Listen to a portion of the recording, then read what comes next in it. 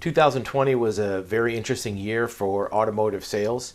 At the beginning of the year, people thought that sales were going to go in the tank and slow down, but what was found by the end of the year is sales were smoking hot. There were vehicles that you couldn't find on dealers' lots. Used car prices were through the roof. There were different models that were selling for more as a used car than they did even as brand new. So auto remarketing is a really good industry publication. And they had an article about a month ago that talked about what were the vehicles that were flying off the lot. These are new cars flying off the lot. And they made a list of what the top 20 selling vehicles, meaning that they sold for an average of 29 days, 30% faster than average. These are vehicles that were only on a lot less than a month. And by average, that means some of them sold in a few days. And here's the vehicles they come up with. Most of them were luxury SUVs. This is what people really want nowadays, luxury SUVs.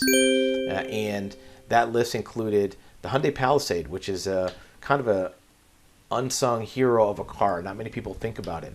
The Lexus has been popular for a while. The new Corvette is an amazing car. I'm not a big Corvette fan of the older style, but this new Corvette is a world-class car. Two other Lexuses, this RX has been popular car for the last decade. You're going to find this Mercedes E-Class is going to be mostly popular in certain parts of the country. It may not be nationwide. Kia Telluride, very similar to the Hyundai Palisade. Toyota 4Runner, that's a car you can't even find on dealers' lots right now. Those cars are almost impossible. And the 911, just because of the novelty of it. The full list you can find from the article, but what you'll see here is most of these are luxury SUVs. A couple exceptions, you have a sports car, you have another sports car, but almost everything is a luxury SUV. That's the common element that's in demand right now. A couple other exceptions. The Jeep Gladiator isn't really an SUV, but it's related to the Wrangler, so it's a similar type of vehicle with more utility use.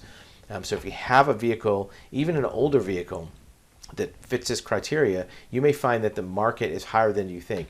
Don't take a lowball offer from a dealer. Don't take a lowball offer from some online seller. Really research what the market is, and don't be afraid to ask a little more for a vehicle than what you think it might be worth. Worst case scenario, you might have to negotiate down, but this day and age, with vehicles in such high demand and difficult to find, you may find more value in your vehicle than you thought you did.